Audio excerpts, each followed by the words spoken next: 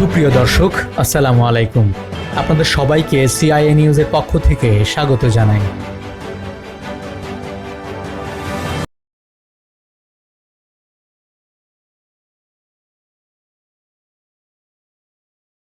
এখন সমাবর্তন বক্তা সিলেট শাহজালাল বিজ্ঞান ও প্রযুক্তি বিশ্ববিদ্যালয়ের প্রফেসর শিক্ষাবিদ ডক্টর মোহাম্মদ জাফর ইকবাল তাঁর মূল্যবান বক্তব্য প্রদান করছেন।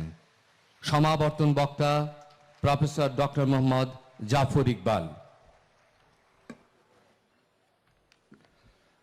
গণপ্রজাতন্ত্রী বাংলাদেশের মহামান্য রাষ্ট্রপতি ও ইসলামী বিশ্ববিদ্যালয়ের মাননীয় চ্যান্সেলর এবং আজকের সমাবর্তন অনুষ্ঠানের মাননীয় সভাপতি জনাব মোহাম্মদ আব্দুল হামিদ, উপস্থিত মাননীয় সাংসদবৃন্দ, বাংলাদেশ বিশ্ববিদ্যালয় মঞ্জুরি কমিশনের মাননীয় চেয়ারম্যান প্রফেসর আব্দুল মান্নান, ইসলামী বিশ্ববিদ্যালয়ের সুযোগ্য উপাচার্য প্রফেসর ডক্টর মোহাম্মদ হারুনুর রশিদ আসকারি, বিভিন্ন বিশ্ববিদ্যালয় থেকে আগত উপাচার্যবৃন্দ, মাননীয় উপ উপাচার্য, ট্রেজারার এবং সম্মানিত ডিনবৃন্দ, সম্মানিত শিক্ষকবৃন্দ, আমন্ত্রিত অতিথি এবং আজকের অনুষ্ঠানের কেন্দ্রবিন্দু আমার স্নেহভাজন গ্র্যাজুয়েট বৃন্দ, আমার প্রিয় ছাত্রছাত্রীরা, প্রায় 10,000 আমার সোনার টুকরা ছেলেমেয়েরা,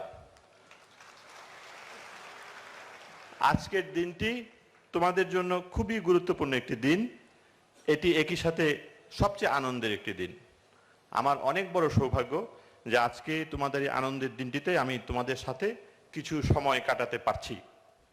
আমি মোটামুটি নিশ্চিত যে আজ থেকে অনেক দিন পর যখন তোমরা তোমাদের জীবনে প্রতিষ্ঠিত হবে, যখন তোমরা সমাজ, জাতি, দেশ কিংবা পৃথিবীকে কিছু দিতে শুরু করবে, তখনও তোমাদের আজকের এই দিনটির কথা মনে থাকবে। আমি যদি এখন বক্তব্য দিতে গিয়ে তোমাদেরকে নানা রকম নীতির কথা শোনাই, নানা রকম উপদেশ দেই কিংবা বড় বড় কথা বলে তোমাদেরকে ভারাক্রান্ত করে না ফেলি, তাহলে আমার ধারণা তোমরা আমার কথাটাও মনে রাখবে। আমার জন্য এটা বিশাল একটা সম্মানের ব্যাপার। আমাকে এত বড় সম্মান দেওয়ার জন্য আমি তোমাদের বিশ্ববিদ্যালয়ের কাছে কৃতজ্ঞ, তোমাদের কাছে কৃতজ্ঞ। আমি আমার বক্তব্য শুরু করতে চাই একটা দুঃসংবাদ এবং একটা সুসংবাদ দিয়ে।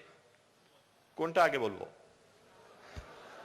আচ্ছা, দুঃসংবাদটা দিই। অবশ্য যারা এখান থেকে পাশ করে কর্মজীবনে প্রবেশ করেছে তারা সেই দুঃসংবাদটা আগে পেয়ে গেছে। যারা নতুন পাশ করছে তাদের জন্য দুঃসংবাদটা হচ্ছে, তোমরা তোমাদের জীবনের সর্বশ্রেষ্ঠ সময় কিন্তু কাটিয়ে ফেলেছো, বুঝেছো?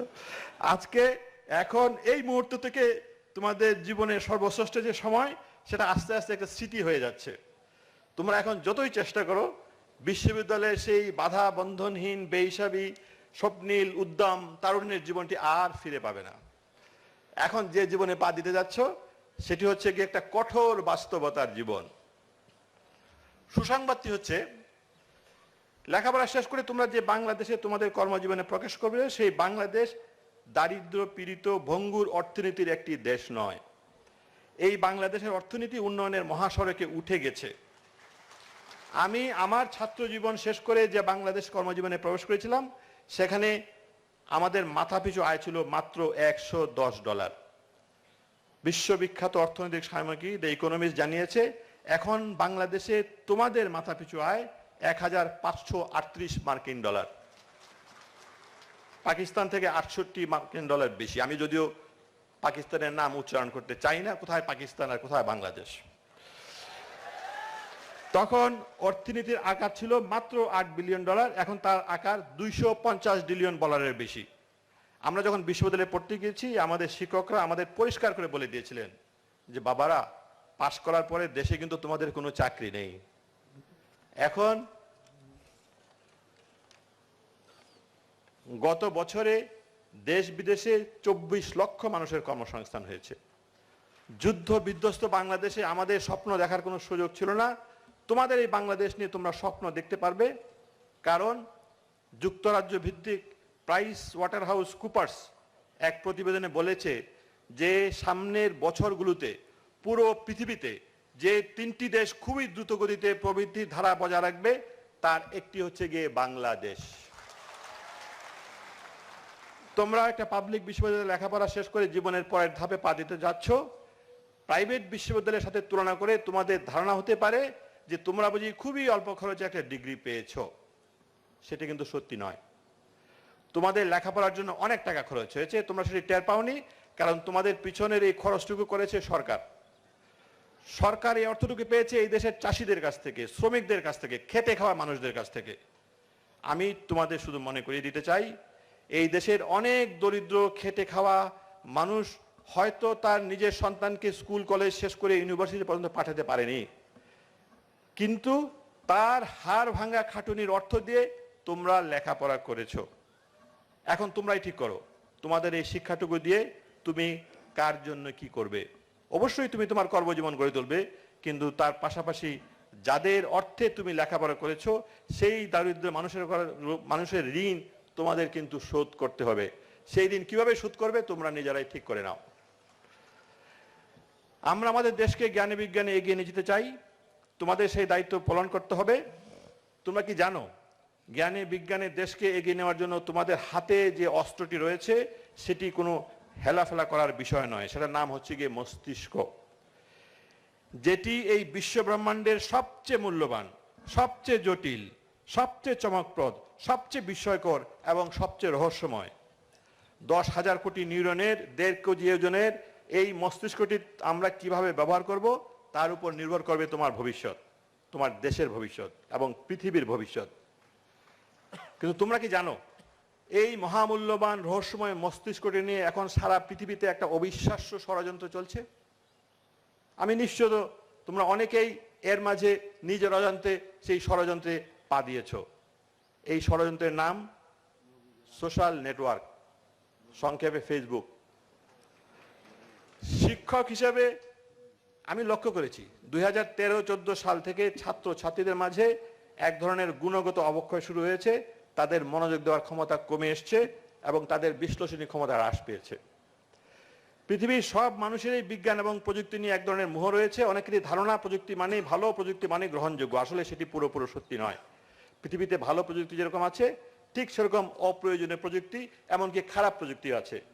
শুধু তাই নয়, সবচেয়ে বিপজ্জনক বিষয় হচ্ছে গিয়ে একটা প্রযুক্তি কারো কারো কাছে ভালো প্রযুক্তি হতে পারে, আবার কারো হাতে পড়লে সেটি ভয়াবহ রকম বিপজ্জনক প্রযুক্তি হয়ে যেতে পারে। তার জ্বলন্ত উদাহরণ হচ্ছে গিয়ে এই সোশ্যাল নেটওয়ার্ক।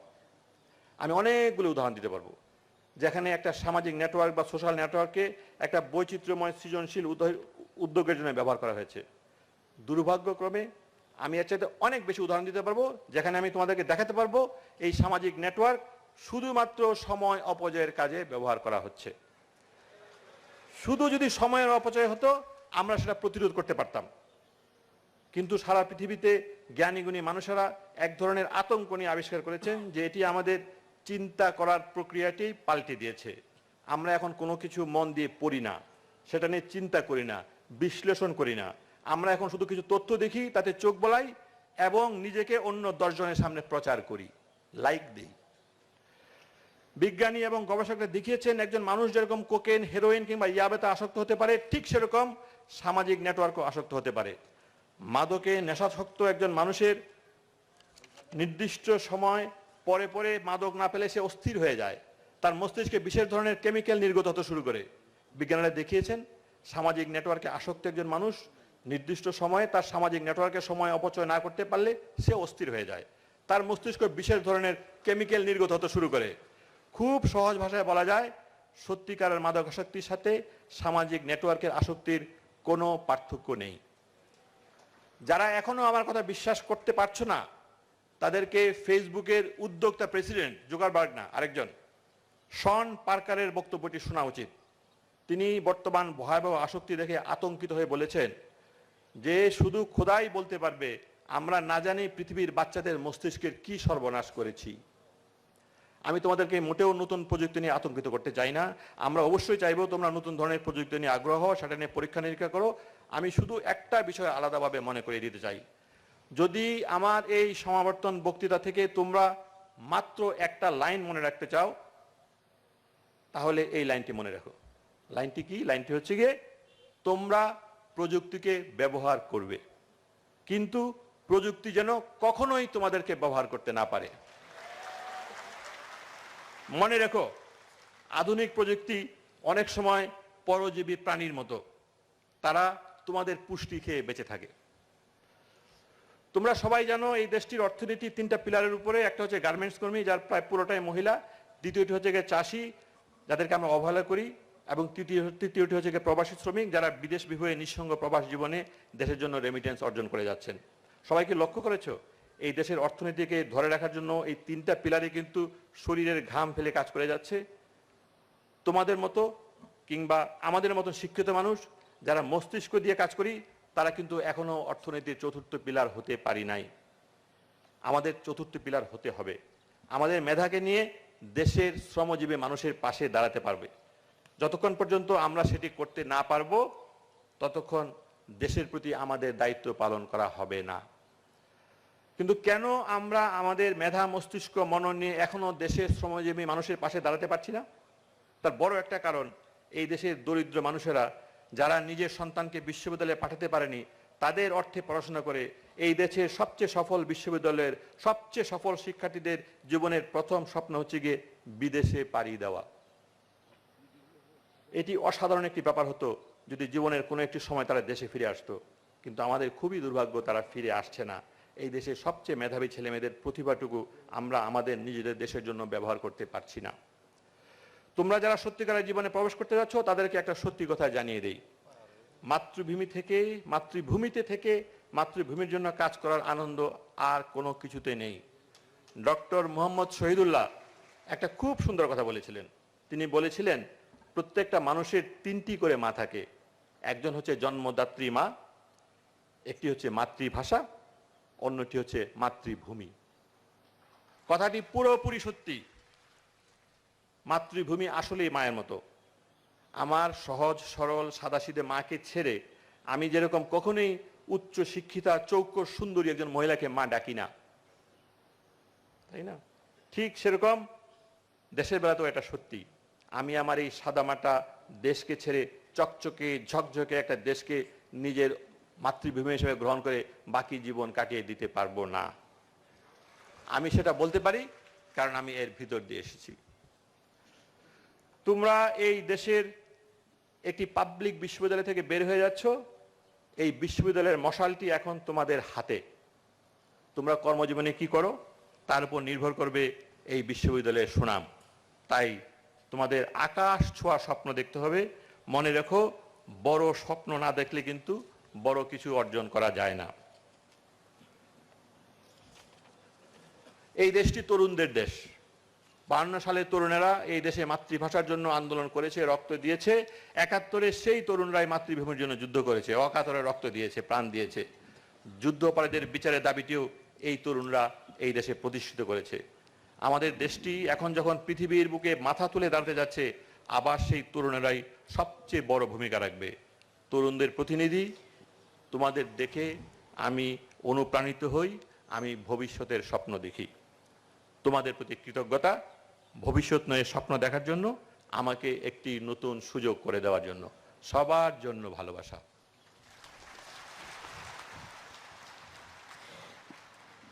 সুধী মণ্ডলী, এবার ক্রেস্ট বিনিময় পর্ব। গণপ্রজাতন্ত্রী বাংলাদেশের মহামান্য রাষ্ট্রপতি, ইসলামী বিশ্ববিদ্যালয়ের মাননীয় চ্যান্সেলর জনাব মোহাম্মদ আব্দুল হামিদকে ইসলামী বিশ্ববিদ্যালয়ের পক্ষ থেকে সমাবর্তন ক্রেস্ট প্রদান করছেন বিশ্ববিদ্যালয়ের মাননীয় vice chancellor professor doctor Mohammad Harunur Rashid Askari. মহামান্য রাষ্ট্রপতিকে ক্রেস্টটি গ্রহণের জন্য বিনীত অনুরোধ জানাচ্ছি।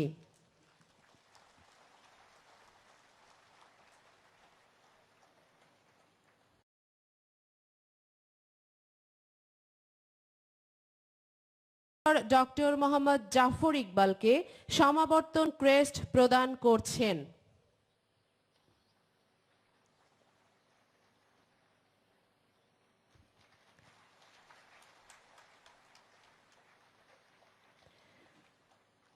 এখন মহামান্য রাষ্ট্রপতি জনাব মোহাম্মদ আব্দুল হামিদ, সম্মানিত বিশেষ অতিথি, বাংলাদেশ বিশ্ববিদ্যালয় মঞ্জুরি কমিশনের মাননীয় চেয়ারম্যান প্রফেসর আব্দুল মান্নানকে সমাবর্তন ক্রেস্ট প্রদান করছেন।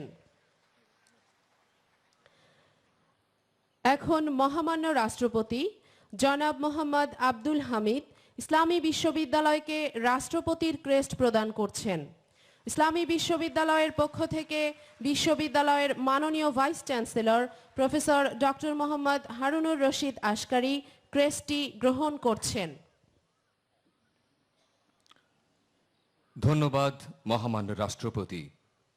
সমাগত সুধীমণ্ডলী, এখন গণপ্রজাতন্ত্রী বাংলাদেশের মহামান্য রাষ্ট্রপতি এবং ইসলামী বিশ্ববিদ্যালয়ের মাননীয় চ্যান্সেলর, আজকের সমাবর্তন অনুষ্ঠানের সম্মানিত সভাপতি জনাব মোহাম্মদ আব্দুল হামিদকে তাঁর মূল্যবান ভাষণ প্রদানের জন্য স্বনির্বন্ধ অনুরোধ জানাচ্ছি।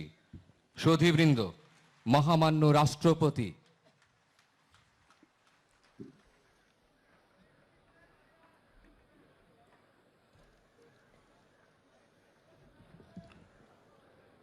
আসসালামু আলাইকুম। মাননীয় সংসদ সদস্যবৃন্দ, বাংলাদেশ বিশ্ববিদ্যালয় মঞ্জুরি কমিশনের সম্মানিত চেয়ারম্যান প্রফেসর আব্দুল মান্নান, সম্মানিত সমাবর্তন বক্তা প্রফেসর ডক্টর মোহাম্মদ জাফর ইকবাল, ইসলামী বিশ্ববিদ্যালয়ের সম্মানিত উপাচার্য প্রফেসর ডক্টর মোহাম্মদ হারুনুর রশিদ আশকারী, সম্মানিত উপাচার্য ও ট্রেজারার, সম্মানিত সিন্ডিকেট সদস্যবৃন্দ, সম্মানিত শিক্ষকবৃন্দ, গণমাধ্যমের প্রতিনিধিবৃন্দ, আমন্ত্রিত অতিথিবৃন্দ ও বিভিন্ন বিষয়ে ডিগ্রিপ্রাপ্ত সুপ্রিয় গ্রাজুয়েট ও গবেষকবৃন্দ,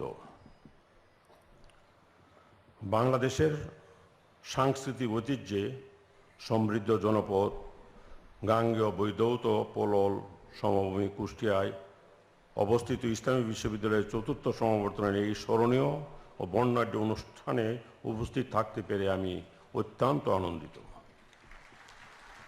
সমাবর্তনের এই মাঙ্গলিক মুহূর্তে আমি নবীন গ্রাজুয়েট, গবেষক ও প্রাজ্ঞ শিক্ষক বৃন্দ সহ বিশ্ববিদ্যালয়ের পরিবারের সকল সদস্যকে আন্তরিক শুভেচ্ছা ও অভিনন্দন জানাই।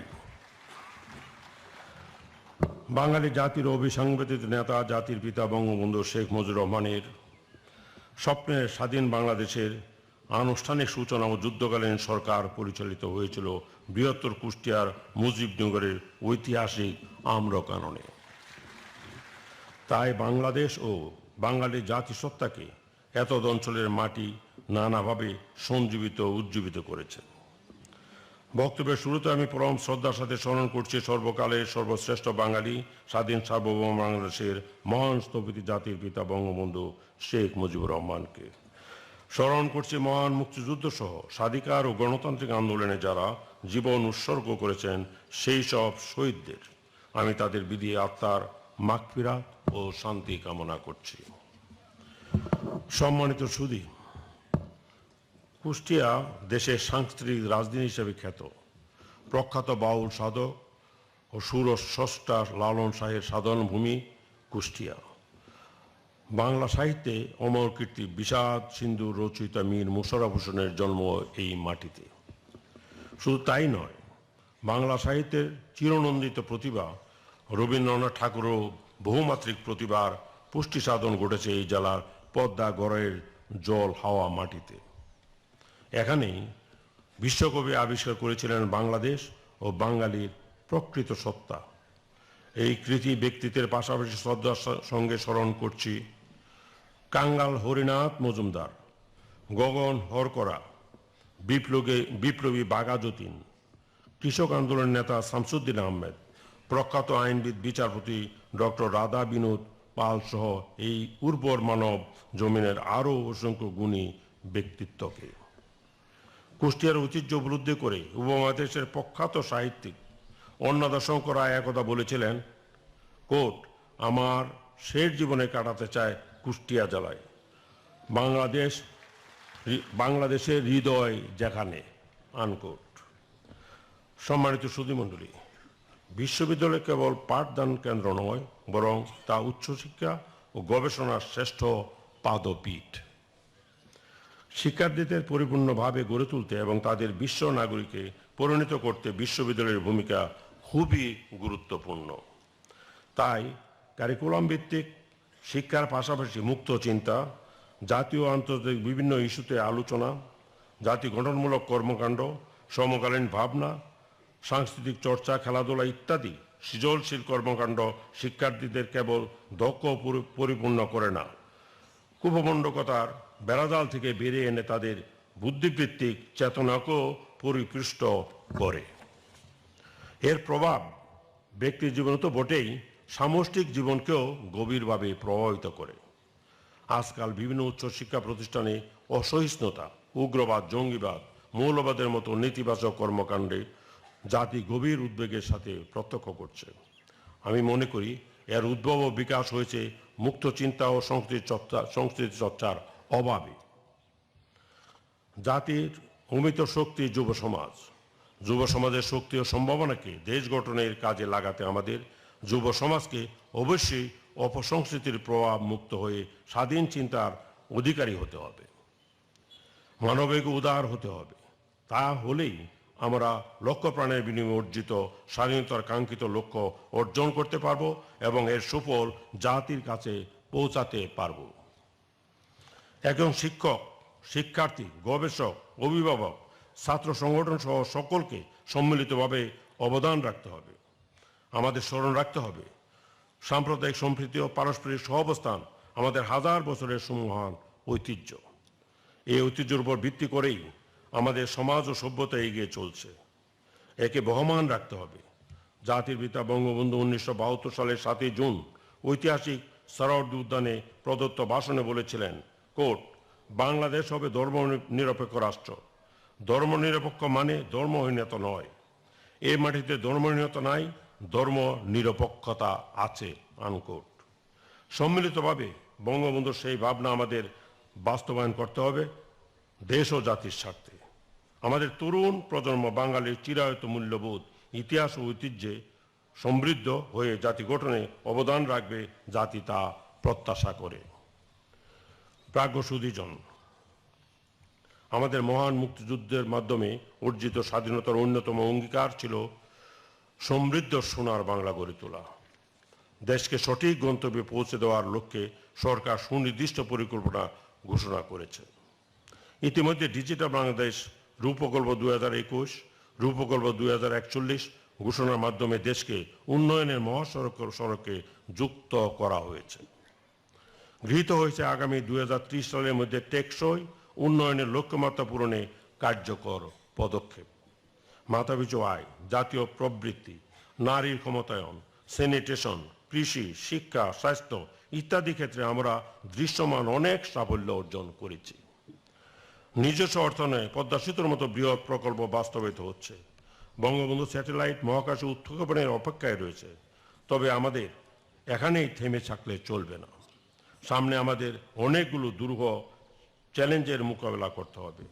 মানসম্মত বৈজ্ঞানিক শিক্ষা, তথ্য প্রযুক্তি খাতে আন্তর্জাতিক মানের দক্ষতা অর্জন, অধিকতর শিল্পায়ন, জনপ্রাচুর্যের অদক্ষ অংশকে দক্ষ মানব সম্পদে রূপান্তর সহ সর্বক্ষেত্রে আমাদেরকে জাতি হিসাবে দূরদর্শিতা ও প্রজ্ঞার পরিচয় দিতে হবে।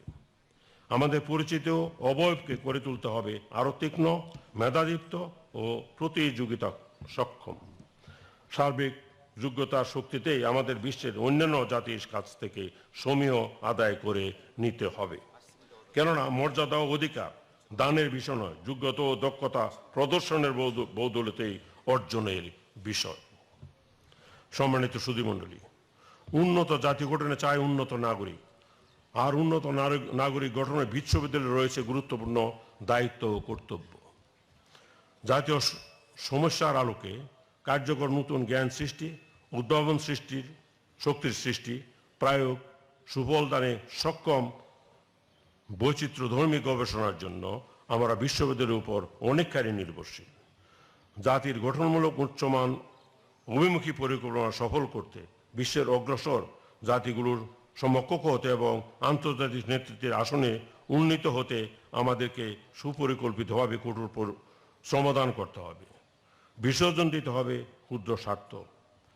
আন্তরিক বলিষ্ঠ দেশপ্রেমে চেতনাজাত সুকঠিন প্রতিজ্ঞাই আমাদের কাঙ্ক্ষিত সাফল্য এনে দিতে পারে। বৈজ্ঞানিক শিক্ষা ও তার প্রায়োগিক ব্যবহার, প্রযুক্তি দক্ষতা অর্জন ইত্যাদি ক্ষেত্রে আমাদের শিক্ষক মণ্ডলীকে প্রাজ্ঞ দিক নির্দেশনা দিতে হবে। গড়ে তুলতে হবে জাতীয় প্রয়োজনের নিরিখে উচ্চশিক্ষিত তরুণ প্রজন্ম। প্রাজ্ঞসুধী দেশের দক্ষিণ পশ্চিমাঞ্চলের প্রথম উচ্চশিক্ষা প্রতিষ্ঠান ইসলামী বিশ্ববিদ্যালয় বাংলাদেশ। প্রান্তিক জনপদে অবস্থিত এই বিশ্ববিদ্যালয়ের অধিকতর উন্নয়নের লক্ষ্যে বেশ কিছু কর্মসূচি গ্রহণ করা হয়েছে। ইতিমধ্যে যুগোপযোগী নতুন ফ্যাকাল্টি ও নতুন অনেক বিভাগ খোলা হয়েছে। অবকাঠামোগত সমস্যা সমাধান করে বেশ কিছু নতুন ভবন নির্মীয়মান রয়েছে। এর ফলে পঠন পাঠন, জ্ঞান সৃষ্টি ও গবেষণার ক্ষেত্রে আরও গতিশীলতা আসবে বলে আশা করি। প্রকৃতপক্ষে মানসম্পন্ন শিক্ষা ছাড়া উন্নত ভাবমূর্তি ও জাতীয় সমৃদ্ধি অর্জনের স্বপ্ন বাস্তবায়ন দুরূহ। আমি আশা করি ইসলামী বিশ্ববিদ্যালয় শিক্ষার্থীদের অর্থবহ কার্যকর শিক্ষাদানে যুগোপযোগী প্রয়াস অব্যাহত রাখবে। সম্মানিত সুধীমণ্ডলী, আমার প্রিয় ছাত্রছাত্রীবৃন্দ, আসলে আজকে ঠান্ডা একটু বেশি এবং ঠান্ডার জন্য গলাটাও একটু বসে গেছে। এই ঠান্ডার প্রকোপে একবার ভাবছিলাম যে কুষ্টিয়া যাওয়া হবে না, এর মধ্যে আরেক বাধা পড়লো। আমি এই সম্মেলন রাখছিলাম 7 তারিখ আজকে, পাশাপাশি আজকে বাংলাদেশ জাতীয় সংসদের অধিবেশন ডাকছে আজকে বিকাল 4টা, এবং সংবিধানের নিয়ম হলো যে বৎসরের প্রথম যে অধিবেশন ডাকা হয় সেখানে রাষ্ট্রপতি সেই অধিবেশনে যোগদান করবেন এবং তিনি সেখানে ভাষণ দান করিবেন। এবং this is the mandatory provision of the constitution, violate করার কোনো সুযোগ নাই। এই দ্বিধাদ্বন্দ্বে ছিলাম, আর ঠান্ডার প্রকোপ সবকিছু মিলিয়ে ভাবলাম যে এসে আবার এখানে যে পার্লামেন্টের বক্তৃতা, এটা তো আর 10-15 মিনিটে হবে না, সেটা প্রায় 1.25 থেকে 1.5 ঘন্টা বক্তৃতা। গলা বসে গেলে এই 1.5 ঘন্টা বক্তৃতা দেওয়া ইটস ভেরি টাফ, আর বিশেষ করে এই বয়সে। যাই হোক, শেষ পর্যন্ত কুষ্টিয়ার প্রতি আমার একটা অন্য আকর্ষণ ছিল, যার জন্য আমাকে আসতেই হলো। সারা বাংলাদেশের বিভিন্ন অঞ্চল থেকেই এই ইসলামী বিশ্ববিদ্যালয়ে ছেলেমেয়েরা এখানে পড়াশোনা করছে, থাকছে। আমারও এই কুষ্টিয়া 4 মাসের কয়েকদিন বেশি থাকার সুযোগ এবং সৌভাগ্য হয়েছিল।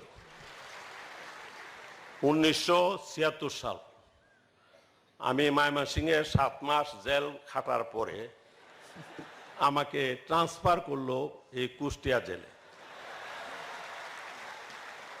কুষ্টিয়া জেলে আসলাম, ওখানে আরেক ঘটনা ছিল। এখানে আরেকটা মজার এবং তরতাজা খবর আছে।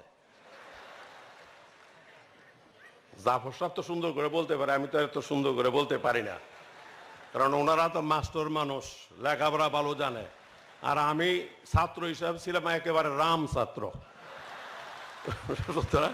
এত সাজায় গুছায় ওনাদের মতো বলার সুযোগ, দক্ষতা আমার নাই। তা যাই হোক, 1976 সালের 13 জানুয়ারি আমার একটা কন্যা সন্তান জন্মগ্রহণ করেছিল। অবশ্য এর পূর্বে আরো 3টা পুত্র সন্তান ছিল।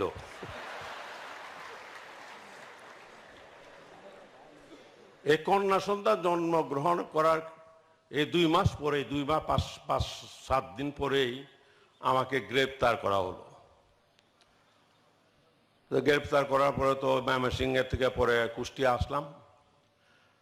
তখন আমার স্ত্রী সাধারণত কোনোদিন কোনো কনভোকেশনে যায় না, আমার মনে হয় এবারেই উনি প্রথম আসিয়াছেন।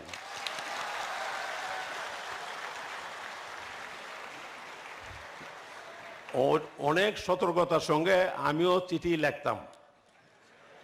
জেলখানা থেকে চিঠি লিখলে আবার এটা সেন্সার করে দেওয়া হয়, আবার চিঠি আসলেও সেটাও কাইটা কুইটা অনেকভাবে সেন্সার করে দিত। তবে একটা জিনিস পাওয়া গেছিল যে আমার কন্যার নামটি কি হবে এটা জন্য চিঠি লিখলো। অনেক চিন্তা ভাবনা করে করলাম যে কি নাম রাখবো, কারোর সঙ্গে পরামর্শ করারও সুযোগ নাই। অবশ্য ছিল আমার ওয়ার্ডে আরো 3 জন, তাদের সঙ্গে আলোচনা হয়েছে, তবুও কন্যার নাম নিয়ে আর কি আলাপ করব।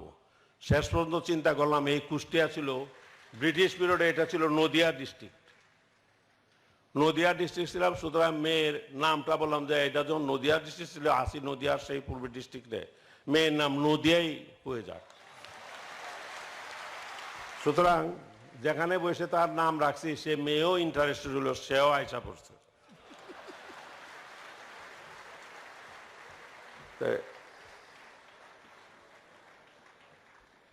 এই যে আমার স্ত্রী আজকে আসছে, উনি তো আবার রাষ্ট্রপতি স্ত্রীর আবার ফার্স্ট লেডি হয়ে যায়। অবশ্য জীবনে তো সেকেন্ড থার্ডের কোনো ব্যবস্থা করতে পারলাম না,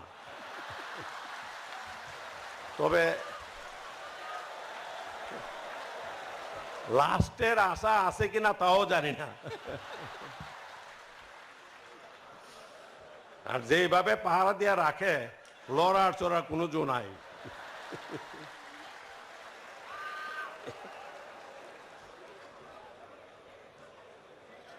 তো এখন এখানে আয়সা তো ভালো, বললাম তো আসলে তো ঠান্ডা, মানে একটু বেশি ঠান্ডা। তাই এখানে অবশ্য 4 মাস 5-7 দিন থাকার পরে এখান থেকে আবার আমাকে ট্রান্সফার করছিল ওই রাজশাহী জেলে, ওখানে ছিলাম 7 মাস। তবে একটা ঘটনা বলেই ফেলি, কুষ্টিয়াতে যাওয়ার সময় ডানু দুধের পাউডারের মিল্কের ভিতরে 1000 টাকা এটার দুধের ভিতরে ঢুকায় রাখছিলাম যাতে ধরা না পড়ে। এটা রাজশাহী যাওয়ার পরে ধরা পড়ে গেল, এবং এই জন্য আমি সারা জীবনে কোনো ধরনের কনভিকশন খাটি নাই, কিন্তু জেলখানার ভিতরে গিয়ে আমি ঠিকই কনভিকশন খাটছি। সেটা হলো যে কেন আমি 1000 টাকা অবৈধভাবে রাখলাম। এই জন্য ওই টাকা বের করে জেলারের সামনে পুট আপ করলো। জেলার আমাকে প্রথম সাজা দিল যে 1000 টাকা কনফিসকেটেড। আমি জবাব যাই গেছে, টাকার হুদি গেছে, শেষ হয়ে যাক। কিন্তু সে আবার রেফার করলো এটাকে ডিআইজি প্রিজন। সেই ডিআইজি প্রিজন আমাকে তো 1000 টাকা তো মানে কনফিসকেটেড করলোই, পাশাপাশি আমাকে দিল কন্ডেম সেলে, অর্থাৎ এমন সেলেই রাখলো যেখানে নাকি আমার দিনের বেলা ভাত খাইতে গেলেও হারিকেন জ্বালায় খাইতে হয়, ঠিক এই ধরনের অবস্থা। এবং এর পাশে আবার ছিল ফাঁসি মঞ্চ, এটাও দেখা যাইতো। মনে মনে কই আবার ওখানে জানি কোন সময় যেতে হয় ঠিক নাই। ওই পরে যাই হোক, অনেক আমার এটা অবশ্য আমার স্ত্রীর অবদান, শেষ পর্যন্ত 7 মাস পরে উনি অনেক তদবির করে আমাকে আবার রাজশাহী জেল থেকে ঢাকা জেলে ট্রান্সফার করে নিয়ে যায়। তো যাই হোক, এসব অনেক ইতিহাস। এই জন্য আসলে আজকে যে সময়ের যে স্বল্পতা, যে 4টার সময় পার্লামেন্টে আবার যেতে হবে, এজন্য কিন্তু আমি সমস্তগুলো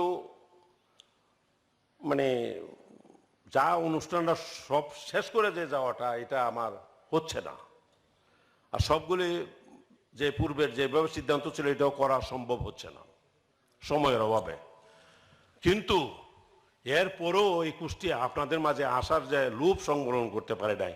অবশ্য সহজেই ছিল, বলতে পারতাম যে পার্লামেন্ট ডেকে বলছে আর আসতে পারবো না, বা ডেট পরিবর্তন এই ধরনের। কিন্তু এত আয়োজনের পরে, এত কিছু জাঁকজমক ভাবে, এত বড় প্যান্ডেল, সব কিছু মিলায় এত কিছু করার পরে এটাকে আরো 10-15 দিন বা 1 মাস পাছায় দিলে এটা সম্পূর্ণ জিনিসটা লন্ডভন্ড হয়ে যাবে। এটা কোনো অবস্থাতে মেনে নেওয়া যাবে না, ঠিক হবে না। এই জন্য আমার সমস্যা হলেও আমি আপনাদের সামনে আসছি। এবং আমি বলতে চাই যে আপনাদের এখানে এসে আমার ভালোই লাগছে, কিন্তু যদিও ভালো লাগলে তো ভালো করে দেখাও যায় না।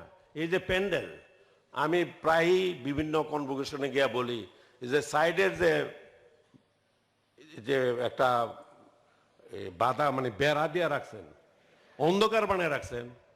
আমি যে ছেলে মেয়েদেরকে ডিগ্রি দেই এদের চেহারাই আমি দেখি না, দেখার কোনো সুযোগই নাই। এবং আমি এমনও একটা অবস্থা আছি যে তাদের মাঝে গিয়ে মিশে গিয়ে দেখবো সে সুযোগও আমার থাকে না। এবং এখানেও আমার সঙ্গে যে SSF যারা আছে তারা আমাকে অ্যালাউ করে না, যার জন্য সব সমস্যা মনের দুঃখই থাকে। যা আসলে প্রথম যখন রাষ্ট্রপতি হই তখন ভাবছিলাম যে কনভোকেশনে যাওয়া মানে একটা সাংঘাতিক আনন্দ কোনো বিষয় হবে, ছেলে মেয়েদের সঙ্গে হই হুল্লোড় একটা হবে, দেখা সাক্ষাৎ হবে, কথাবার্তা হবে। কিন্তু পরে দেখলাম যে এই সুযোগ থেকে আমাকে সম্পূর্ণভাবে বঞ্চিত করা হয়। সুতরাং ছেলে মেয়েদেরকে বলছি, তোমাদেরকে দেখার ইচ্ছা আমার নাই তা না, খুবই প্রবলভাবে তোমাদেরকে দেখতে চাই, কিন্তু দেখার কোনো সুযোগ আমি পাচ্ছি না। যাই হোক, তবু হয়তো বা অনেকের সঙ্গে ভবিষ্যতে বিভিন্ন সময়ে বিভিন্ন অকেশনে দেখা হবে। যে যাই হোক, আমি আর আমার লেখার বাইরে আমি আর থাকতে চাই না। প্রিয় গ্রাজুয়েট ও গবেষকবৃন্দ, আজ তোমরা স্বীকৃতিপ্রাপ্ত উচ্চ শিক্ষিত নাগরিক, দেশের সবচেয়ে আলোকিত অংশের গর্বিত সদস্য। দেশ ও জাতির প্রতি তোমাদের রয়েছে অনেক দায়িত্ব ও অঙ্গীকার। তোমরা নিষ্ঠা ও বিশ্বস্ততার সঙ্গে এই দায়িত্ব পালনে উন্মুখ বলে আমি দৃঢ়ভাবে বিশ্বাস করি।